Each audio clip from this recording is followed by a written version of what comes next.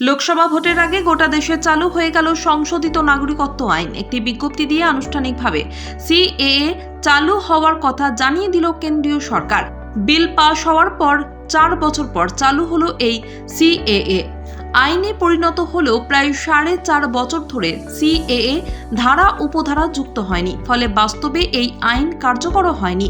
নিয়ম অনুযায়ী রাষ্ট্রপতি সই করার 6 মাসের মধ্যে আইনের নির্দিষ্ট ধারা উপধারা যুক্ত করতে হয়। অন্যথায় লোকসভা কিংবা রাজ্যসভার নির্দিষ্ট কমিটিগুলির কাছে বিশেষ অনুমতি নিতে হয়। এক্ষেত্রে কেন্দ্রীয় স্বরাষ্ট্র মন্ত্রক 2020 সাল থেকে আইন কার্যকর করার সময়সীমা বৃদ্ধির আবেদন জানিয়ে আসছিল। এই বিলম্ব নিয়ে কেন্দ্রের বিজেপি সরকারকে কটাক্ষ করেছিল বিরোধী দলগুলি। দ্বিতীয়বার ক্ষমতায় আসার পর 2019 সালের 11 ডিসেম্বর সিএএ পাশ করেছিল কেন্দ্রের মোদী সরকার।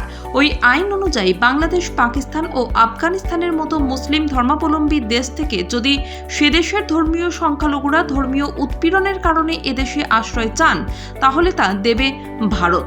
সংসদের 2 কক্ষে পাশ হওয়ার পরে দেশের তৎকালীন রাষ্ট্রপতি রামনাথ কোবিন্দ অনুমোদন দিয়েছিলেন সিএএ বিলে, কিন্তু এতদিন ধরে সিএএ কার্যকর করা নিয়ে কোনো বিজ্ঞপ্তি জারি করা হয়নি।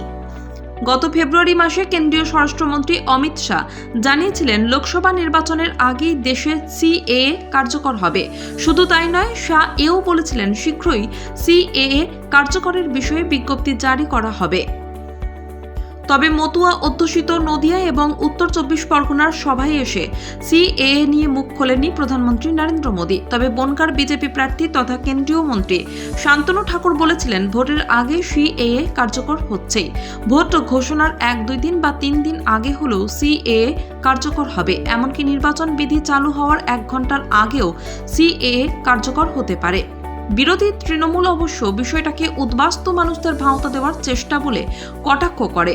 স্বয়ং মুখ্যমন্ত্রী মমতা বন্দ্যোপাধ্যায় সিএএ-কে ক্যা বলে কটাক্ষ করেছিলেন। তৃণমূল নেতৃত্ব বরাবরই সিএএ প্রসঙ্গে দাবি করে আসছেন যে নাগরিকরা ভোট দেন, আধার কার্ড, ভোটার কার্ড আছে, তারাই এদেশের নাগরিক, তাই তাদের নতুন করে নাগরিকত্ব দেওয়ার প্রয়োজন নেই।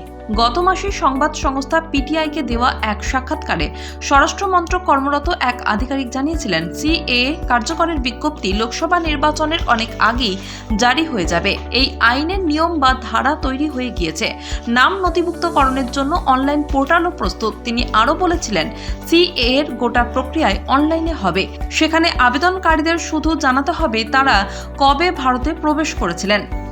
সিএএ কার্যকর করা নিয়ে দীর্ঘদিন ধরে কেন্দ্রীয় সরকারের মধ্যেই টাল বাহানা চলছিল। অন্যদিকে করোনা পর্বের আগে থেকেই দেশের নানান প্রান্তে সিএএ বিরোধী আন্দোলন শুরু হয়। সারা দেশে সিএএ বিরোধী আন্দোলনে প্রাণ যায় প্রায় 100 জনের। বিজেপি বিরোধী দলগুলি এই আন্দোলনের নেতৃত্বে ছিল। পশ্চিমবঙ্গের মতো বিরোধী শাসিত রাজ্যগুলি ধর্মীয় পরিচয়ের ভিত্তিতে সিএএ কার্যকরের বিরোধী। এখনো পর্যন্ত লোকসভা নির্বাচনের দিনক্ষণ ঘোষণা করেননি নির্বাচন কমিশন। তার আগেই গোটা দেশে চালু হয়ে গেল সিএএ।